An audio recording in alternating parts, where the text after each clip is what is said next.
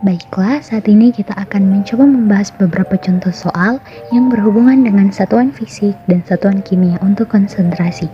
Namun yang pertama kita akan membahas tentang molaritas.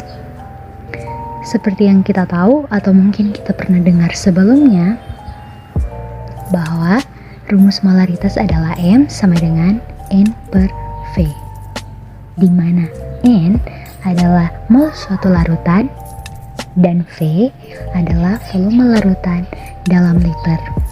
Nah, untuk agar supaya kita lebih memahami atau memudahkan kita untuk mengerjakan rumus tersebut, kita akan langsung membahas contoh soal.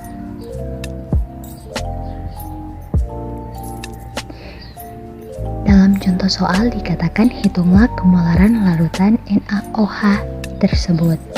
Nah, di sini maka kita bisa mendapatkan yang diketahui MR-nya adalah 40 dan masanya adalah 6 gram dan volumenya adalah 0,15 liter. Karena yang ditanya M, maka kita bisa memasukkan rumus molaritas, namun N-nya belum diketahui. Jadi kita bisa mencarinya dengan rumus M per MR, maka didapatkan 0,15. Setelah didapatkan demikian, kita bisa langsung memasukkan 0,15 ke dalam rumus dan bisa kita dapatkan M-nya adalah 1 mol per liter. Selanjutnya yang kedua kita akan membahas tentang molalitas. Seperti halnya molaritas, kita bisa melihat bahwa rumus dari molalitas itu sendiri adalah M kecil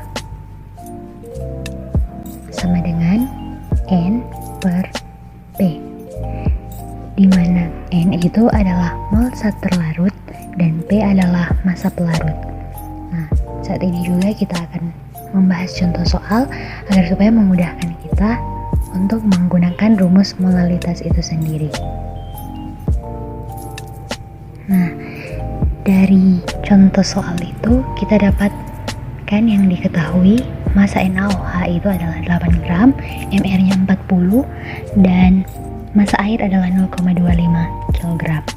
Nah, karena yang ditanya M, kita juga akan memasukkan rumusnya, namun kita akan mencari nilai N, yaitu menggunakan rumus seperti yang tadi.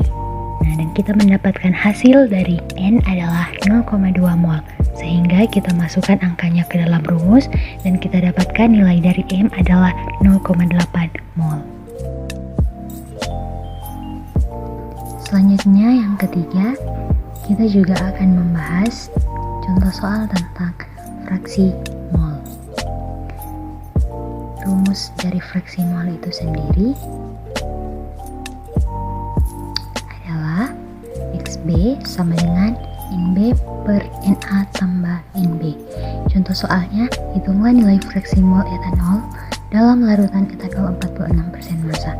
Kita dapatkan massa etanol 46 gram, massa air 54 gram, dan NB-nya 1 mol dan Na-nya 3 mol. Nah, jadi kita tinggal masukkan angka-angka yang telah kita dapatkan dalam rumus sehingga menjadi 1 per 1 tambah 3 menjadi 0,25.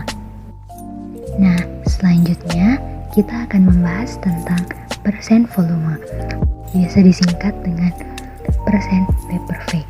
Nah, karena persen volume, maka otomatis kita akan mencari persen volume zat terlarut dalam suatu larutan. Rumusnya adalah persen volume zat terlarut sama dengan volume zat terlarut kali 100 per volume larutan. Untuk contoh soal, ketika kita baca kita akan mengetahui bahwa volume alkohol 40 ml, volume aseton 50 ml. Nah, yang ditanya adalah persen volume alkohol. Maka penyelesaiannya tinggal kita masukkan rumus yang ada di atas, dan selanjutnya nilai-nilai yang ada diketahui kita masukkan juga, sehingga kita bisa mendapatkan hasil 44,44%. Seperti halnya persen volume, saat ini juga kita akan membahas tentang persen massa, atau biasa kita singkat dengan persen W per W, di mana dalam persen massa kita akan mencari berapa sebenarnya persen massa yang terkandung dalam sebuah campuran. Nah, untuk rumusnya itu sendiri, persen massa sama dengan gram zat terlarut kali 100% per gram larutan. Nah, di sini juga terdapat sebuah contoh soal.